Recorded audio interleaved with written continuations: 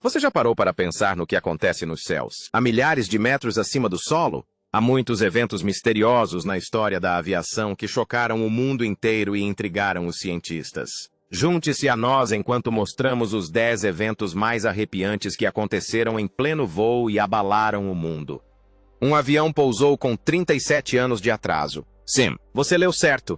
Um avião ficou em trânsito por 37 anos inteiros, mas o mais incrível é que ninguém a bordo sabia que havia passado 37 anos de suas vidas dentro de um avião. Que loucura! Como isso aconteceu? O avião conhecido como Voo 914 da Pan Am era um Douglas DC-4. Transportava 57 passageiros e 6 tripulantes em 2 de julho de 1955. O avião decolou de um aeroporto na cidade de Nova York com destino a Miami, Flórida. E normalmente o voo duraria algumas horas, mas nunca chegou a Miami. Mas, surpreendentemente, surgiu sem aviso prévio e invisível aos radares de Caracas em 9 de março de 1985. Segundo os funcionários de terra, os passageiros pareciam assustados e chocados ao se depararem com um mundo completamente novo. O piloto, por sua vez, jogou um pequeno calendário pela janela antes de retornar rapidamente à pista, de onde decolou e desapareceu tão repentinamente quanto havia chegado. E sim, o calendário poderia ter ajudado a esclarecer esse mistério, certo? Mas, infelizmente, ninguém tem informações sobre o calendário. Os governos da Venezuela e dos Estados Unidos teriam confiscado o calendário e as gravações da torre e se recusaram a comentar o incidente sequer uma vez nas décadas que se seguiram. Mas o que exatamente aconteceu com o voo 914? Desde que a história começou a circular na internet, surgiram muitas teorias, e a mais popular é a de que o avião passou por algum tipo de portal do tempo ou buraco de minhoca e, em vez de pousar em Miami em 1955, apareceu na Venezuela 30 anos depois. No entanto, outra história afirma que o avião voltou pelo buraco de minhoca depois de deixar Caracas. Não há provas que confirmem ou refutem esse fato. E, para ser sincero, essa história parece saída de um filme, mas, se tivesse acontecido de verdade, seria assustador demais para ser vivenciado. Você certamente já viu muitos carros conversíveis, mas aviões? Duvido. Bem, este avião, conhecido como Voo 243, não foi feito para ser conversível. Uma coisa levou à outra. O avião partiu do Aeroporto Internacional de Hilo em 28 de abril de 1988, com 5 tripulantes e 90 passageiros a bordo, com destino a Honolulu. Durante a inspeção de partida, nada de anormal foi observado. A aeronave parecia estar em boas condições, tendo realizado 3 voos de ida e volta entre Honolulu e Hilo, Maui e Kauai, no início daquele dia. Após a decolagem, tudo transcorreu normalmente, até que a aeronave atingiu sua altitude de voo normal de 24 mil pés, quando uma seção do lado esquerdo do teto se rompeu com um som estrondoso. O comandante não percebeu, mas sentiu a aeronave inclinar-se para a esquerda e para a direita, e repentinamente os controles ficaram soltos. Foi nesse momento que um dos oficiais notou destroços flutuando na cabine de comando. Os oficiais olharam para trás e viram que a porta da cabine de comando havia se rompido, permitindo-lhes ver diretamente o céu azul. Uma grande seção do teto, com cerca de 5,5 metros de comprimento, havia se desprendido. Imediatamente, o teto se abriu e uma comissária de bordo de 58 anos, chamada Clarabelle Lansing, foi arremessada para fora do avião enquanto estava perto da 5ª fileira de assentos. Seu corpo nunca foi encontrado. Apesar de todos os passageiros estarem com os cintos de segurança afivelados, 8 pessoas sofreram ferimentos graves. O piloto que comandava a aeronave no momento do acidente, o Policial Tompkins, perdeu o controle. O capitão Schornsteimer assumiu o comando e realizou uma descida de emergência imediata.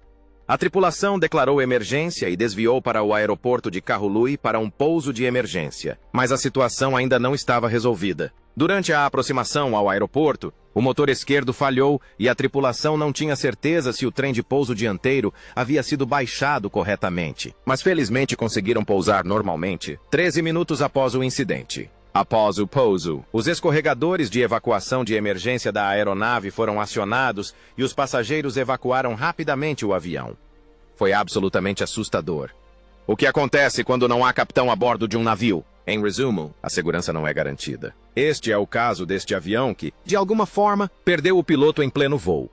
O avião Helios 522 tinha partida programada de Larnaca com destino ao Aeroporto Internacional de Praga-Hossein, com escala no Aeroporto Internacional de Atenas. Quando a aeronave chegou a Larnaca, vinda de Londres, a tripulação do voo anterior relatou o congelamento da vedação de uma porta e ruídos anormais provenientes da porta de serviço direita. Eles solicitaram uma inspeção completa da porta. A inspeção foi realizada por um engenheiro de solo que configurou o sistema de pressurização para o modo manual, pois não queria sobrecarregar o motor da aeronave. No entanto, ao concluir a inspeção, ele não o reconfigurava para o modo automático e, mesmo após a aeronave retornar ao serviço, a tripulação não percebeu a configuração incorreta do sistema de pressurização, apesar de 3 verificações. A aeronave decolou com o sistema de pressurização ainda configurado para o modo manual e a válvula de saída traseira parcialmente aberta. À medida que a aeronave subia, a pressão dentro da cabine diminuía gradualmente. Ao ultrapassar a altitude de 12.040 pés, o alarme de altitude da cabine soou. O aviso deveria impedir a tripulação de continuar subindo, mas, por algum motivo, eles o interpretaram erroneamente como um aviso de configuração de decolagem, que sinaliza que a aeronave não está pronta para decolar, e esse sinal só pode ser emitido no solo. No entanto, o som de alerta para ambos os avisos é idêntico. Nos minutos seguintes, várias luzes de aviso no painel superior da cabine de comando acenderam e, a uma altitude de 18.000 pés, as máscaras de oxigênio na cabine de passageiros foram acionadas automaticamente. Pouco depois do aviso de altitude da cabine soar, o comandante contatou o centro de operações da Helios e informou que o aviso de configuração de decolagem estava ativado. Ele então conversou com o engenheiro de solo e afirmou repetidamente que as luzes do ventilador de refrigeração também estavam apagadas. A aeronave continuou a subir até nivelar no nível de voo 340, que corresponde a aproximadamente 34.000 pés. O controle de tráfego aéreo de Nicósia, responsável pela região, tentou repetidamente contatar a aeronave, sem sucesso.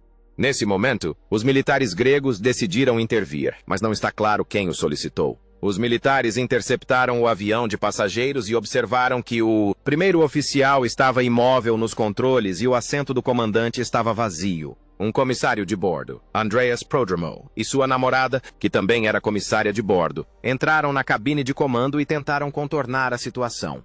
Embora Prodromou tivesse licença para pilotar aviões, não tinha licença para pilotar o Boeing 737. Na cabine de comando, ele decidiu tomar medidas para garantir a segurança de todos quando o motor esquerdo parou de funcionar devido à falta de combustível. O avião saiu do padrão de espera e começou a descer.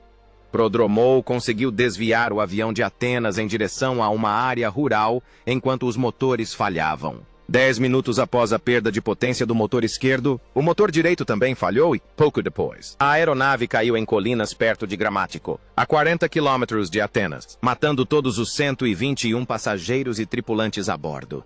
Não se engane. Este pouso não tem a ver com a aeronave em si, mas sim com o fato de ter sido causado por uma aeronave. Você descobrirá em breve. Essa aeronave em particular é o voo 367 da JAT, que fazia a rota Estocolmo-Belgrado com escalas em Copenhague e Zagreb. O avião chegou à Dinamarca em 25 de janeiro de 1972. A administração da aviação confundiu uma comissária de bordo chamada Vesna Vulovic com outra comissária também chamada Vesna e as transferiu para aviões diferentes. Vesna Vulovic, no entanto, estava no voo 367. Ela estava animada por estar a bordo, pois era sua primeira vez na Dinamarca. O voo partiu do aeroporto de Estocolmo, Arlanda, às 13 horas e 30 minutos do dia 26 de janeiro e pousou no aeroporto de Copenhague às 14 horas e 30 minutos. Vesna disse ter visto um homem furioso desembarcar, mas não embarcou novamente. Às 15 horas 15, o voo partiu do aeroporto de Copenhague em boas condições, mas uma explosão atingiu o compartimento de bagagens cerca de 45 minutos depois.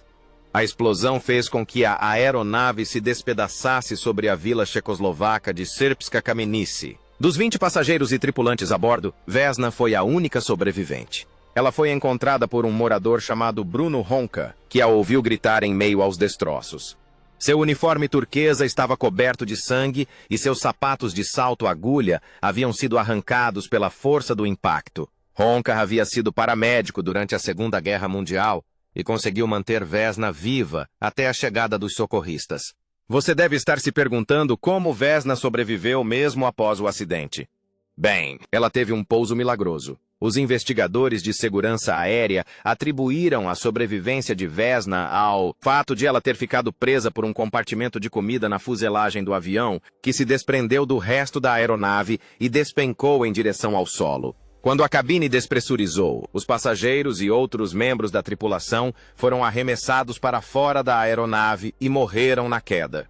Os investigadores acreditavam que a fuselagem, com Vesna presa dentro, aterrissou em um ângulo em uma encosta de montanha densamente arborizada e coberta de neve, o que amorteceu o impacto. Os médicos também disseram que o histórico de pressão baixa de Vesna fez com que ela desmaiasse rapidamente após a despressurização da cabine e impediu que seu coração se rompesse com o impacto. E se você está se perguntando como ela conseguiu um emprego com a pressão baixa, Vesna bebia bastante café para disfarçar o problema e foi contratada. Vesna passou dias em coma após sofrer uma fratura no crânio e uma hemorragia cerebral. Ela também sofreu fraturas nas 2 pernas e em 3 vértebras, uma das quais foi completamente esmagada. Sua pelvis e várias costelas também estavam fraturadas. Todos os seus ferimentos a deixaram paralítica e ela também sofreu de amnésia total. Tirando o pouso, Vesna foi um milagre. O piloto Atchison realizou uma decolagem de rotina do voo 5390 e passou o controle para o piloto Lancaster enquanto o avião continuava a subir. Ambos os pilotos soltaram os cintos de segurança de ombro e Lancaster afrouxou o cinto abdominal. Cerca de 30 minutos depois, o avião havia subido a aproximadamente 17.300 pés sobre Didcot, Oxfordshire, e a tripulação de cabine se preparava para o serviço de bordo. Quando o comissário de bordo Nigel Ogden entrava na cabine de comando, ouviram um estrondo alto e a cabine rapidamente se encheu de condensação. Num piscar de olhos, o painel esquerdo do para-brisa do lado de Lancaster se separou da fuselagem dianteira e, imediatamente, Lancaster foi arremessado para fora de seu assento pelo ar da despressurização, sendo lançado de cabeça para fora da cabine de comando. Felizmente, seus joelhos ficaram presos nos controles de voo e a parte superior do seu tronco permaneceu para fora da aeronave, exposta ao vento e ao frio extremos. O piloto automático havia se desativado, fazendo com que o avião descesse rapidamente. A porta da cabine de comando foi projetada para dentro, sobre o console de controle, bloqueando o manche, o que, por sua vez, fez com que a aeronave ganhasse velocidade durante a descida. A comissária de bordo. Ogden correu para segurar o cinto de Lancaster, enquanto as outras 2 comissárias prendiam objetos soltos, tranquilizavam os passageiros e os instruíam a assumir posições de segurança, antecipando um pouso de emergência. O avião não estava equipado com oxigênio para todos a bordo, então Atchison iniciou uma descida de emergência rápida para atingir uma altitude com pressão atmosférica suficiente. Ele então reativou o piloto automático e transmitiu um sinal de socorro, mas não conseguiu ouvir a resposta do controle de tráfego aéreo devido ao ruído do vento. Isso causou um atraso no início dos procedimentos de emergência. Ogden, ainda agarrado ao Lancaster, ficou exausto, então outros assumiram o controle e seguraram o capitão.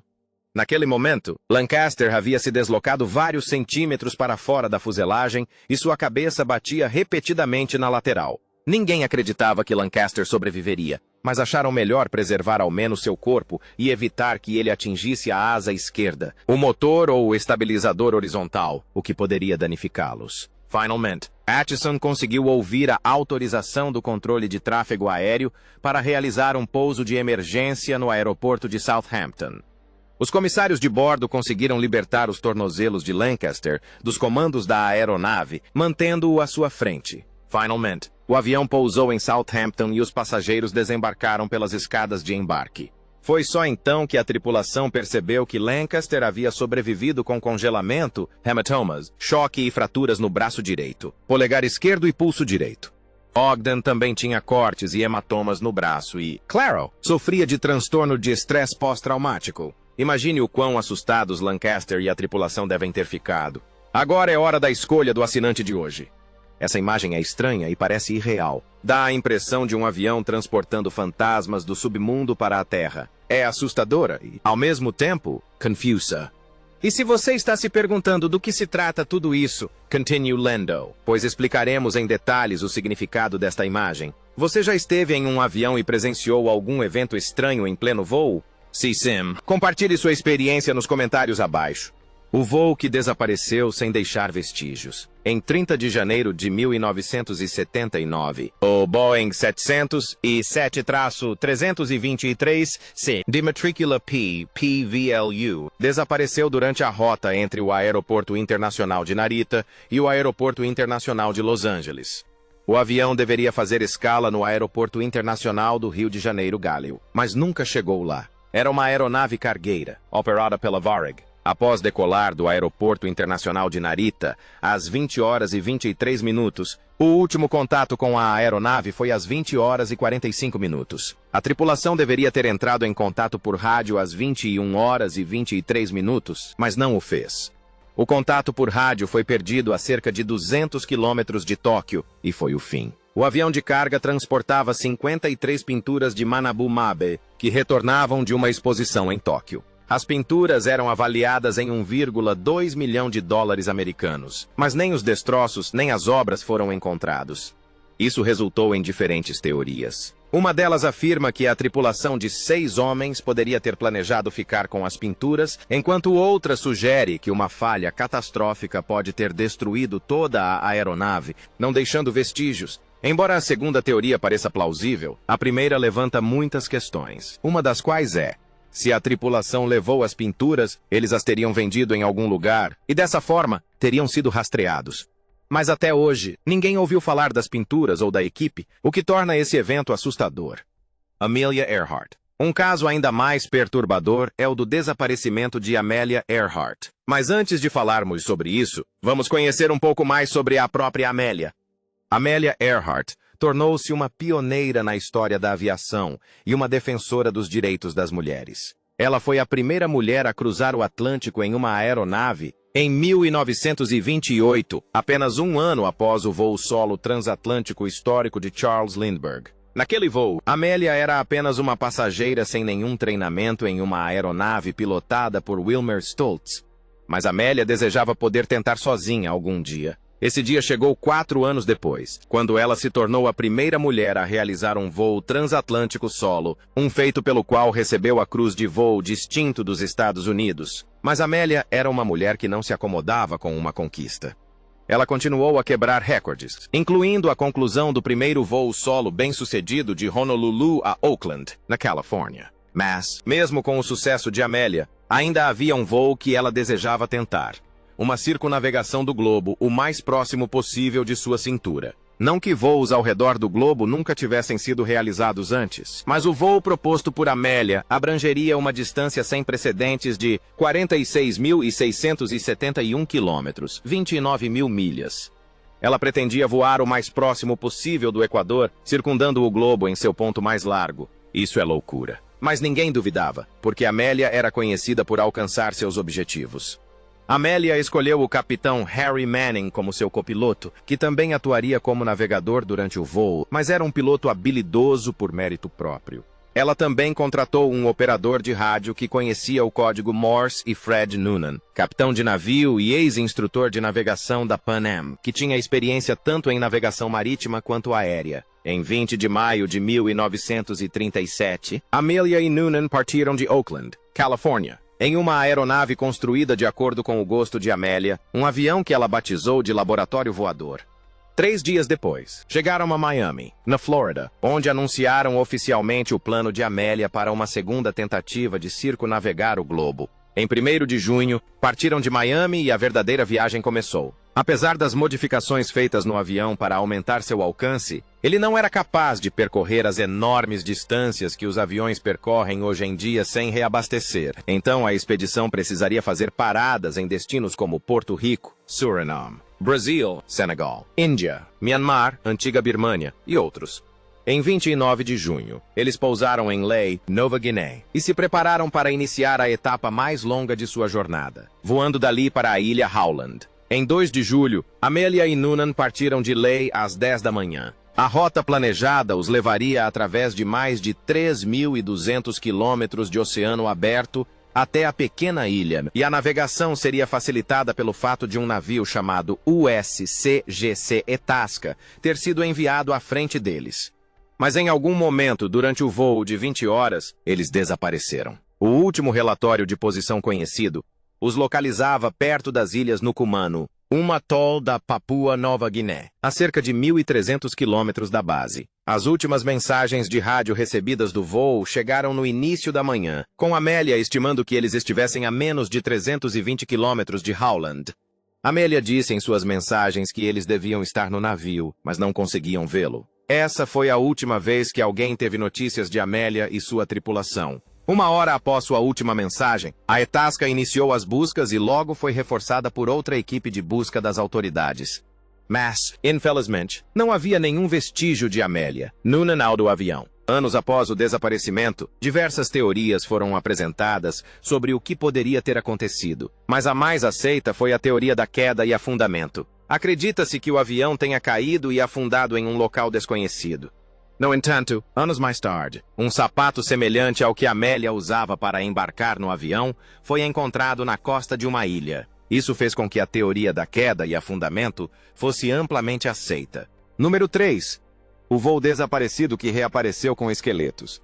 Agora, vamos à história que você estava esperando. Em 4 de setembro de 1955, o voo 513 da Santiago Airlines decolou de Aachen, Alemanha Ocidental, com chegada prevista em Porto Alegre, Brasil, 18 horas depois. Mas, misteriosamente, o avião desapareceu em pleno voo sobre o Oceano Atlântico. Naquela época, as autoridades acreditavam que o avião havia caído e, nos anos seguintes, várias equipes de busca foram formadas para procurar os restos mortais dos passageiros ou da aeronave. Mas nada foi encontrado. 2 anos após o desaparecimento, a Santiago Airlines já havia falido. Os dias se transformaram em meses e os meses em muitos anos, mas nada se soube sobre o avião. Após não encontrarem sequer um vestígio de um acidente aéreo, as buscas foram encerradas. Mas 3 décadas e meia depois, em 12 de outubro de 1989, o aeroporto de Porto Alegre, no Brasil, avistou uma aeronave não autorizada circulando a base aérea. Os controladores de tráfego aéreo tentaram contatar o piloto, mas não obtiveram resposta. Por fim, o avião aproximou-se da pista e pousou perfeitamente. Parecia estar em bom estado de conservação, e os motores continuavam funcionando mesmo após o pouso. Ninguém saiu da aeronave, e por isso as autoridades aeroportuárias se aproximaram com cautela. Ao abrirem as portas pelo lado de fora, o que viram lhes causou arrepios. Encontraram 92 esqueletos perfeitamente preservados das pessoas a bordo, incluindo 88 passageiros e 4 tripulantes. O mais impressionante é que todos estavam com os cintos de segurança afivelados. E o mais arrepiante é que o piloto do avião, Capitão Miguel Victor Curry, também foi encontrado em forma esquelética, com as mãos nos controles. Você está pensando o mesmo que eu? Essa história simplesmente não faz sentido e, honestamente, muita gente a considera falsa por 3 motivos. O primeiro é que a notícia sobre esse voo foi publicada pelo Weekly World News, conhecido por publicar histórias fictícias em seus tabloides com frequência. 4 anos antes de publicar a história do voo 513, eles haviam publicado a história do voo 914 da Pan Am, que ficou desaparecido por 37 anos antes de reaparecer e pousar ileso. Outro motivo é que a misteriosa história do voo 513 de Santiago parece muito semelhante a um episódio de 1961 da série Além da Imaginação, The Twilight Zone, intitulado A Odisseia do Voo 33, no qual a aeronave viaja no tempo para 1939. E, por fim, ao rastrear notícias de 1954, não encontramos nenhuma menção ao voo 513, restando-nos apenas o jornal Weekly World para saber se a história é verdadeira ou não. Você acha que essa história é verdadeira? Deixe sua opinião nos comentários. O voo 1425 da Delta, um avião de 32 anos, viajava de Atlanta para Baltimore. Mas, em pleno voo, houve uma forte explosão e toda a cabine se encheu de fumaça. Imediatamente, o comandante anunciou que o avião havia perdido um motor e que estavam sendo tomadas providências para um pouso de emergência. Nesse momento, todos no avião começaram a temer o pior. Os passageiros entraram em pânico quando o avião começou a desacelerar. A maioria pegou o celular e mandou mensagens para seus entes queridos, com medo de que fosse a última vez. Mas enquanto todos enviavam mensagens para suas famílias, um passageiro filmava toda a cena quando algo assustador chamou sua atenção. Ele viu uma peça de metal se movendo dentro do motor com um brilho alaranjado atrás dela. Aparentemente, o cone do nariz de um dos motores estava solto, causando o problema. A tripulação do voo de Atlanta para Baltimore optou por desviar para Raleigh por precaução, após receber uma indicação de possível problema em um dos motores da aeronave. Os comissários de bordo orientaram os passageiros a se prepararem para o pouso de emergência e, felizmente, o voo com 154 pessoas a bordo pousou em segurança em Raleigh, Carolina do Norte. Há quase 51 anos, o voo 401 da Eastern Airlines caiu nos Everglades da Flórida em 19 de dezembro de 1972. A aeronave era um Lockheed L-1011, um TriStar que fazia o voo de Nova York para Miami. De acordo com a Aviation Safety Network, a Eastern Airlines transportava 163 passageiros e 13 tripulantes, totalizando 176 ocupantes. A viagem começou sem problemas, mas, ao se aproximarem de Miami, a tripulação percebeu uma indicação de falha no painel de instrumentos. Eles não perceberam que o piloto automático estava desconectado, o que acabou fazendo com que o avião perdesse altitude e caísse. Embora 75 pessoas tenham sobrevivido, o acidente resultou na morte de 101 ocupantes, incluindo o capitão Robert Loft, popularmente conhecido como Bob, e o engenheiro de voo Donald Repo, conhecido como Don. Foi o primeiro acidente fatal envolvendo não apenas o Lockheed TriStar, mas também uma aeronave de grande porte de qualquer tipo. A tragédia também foi o segundo acidente aéreo mais mortal da história dos EUA na época, embora hoje ocupe o 16º lugar. Dias depois, as autoridades recuperaram os destroços da aeronave do pântano e conseguiram aproveitar algumas peças, sendo que as peças utilizáveis foram reutilizadas na frota da Eastern Airlines. Isso marcou o início de sérios problemas. Em diversas ocasiões, as pessoas começaram a relatar aparições misteriosas de Bob e Don no corredor, na cabine de comando e na cozinha. Por exemplo, o vice-presidente da Eastern Airlines embarcou certa vez em um voo vindo de Nova York e conversou com um piloto, que ele supôs ser o responsável por aquele trecho. Mais tarde, ele afirmou que o piloto com quem havia conversado era Bob, que havia morrido no acidente de avião 50 anos antes. Poderíamos ter concordado que o vice-presidente estava alucinando, mas ele não foi o único a dar um relato desse tipo. Em outro dia, um comandante foi solicitado a verificar o estado de um passageiro da primeira classe que estava vestindo o uniforme de piloto. A chefe de cabine disse que o passageiro estava atordoado e não respondia quando falaram com ele e, como se não bastasse, o nome dele não constava na lista de passageiros. O capitão reconheceu o passageiro como Bob. Além disso, Don também foi visto em voos de maneira misteriosa. Obrigado por assistir e até o próximo vídeo.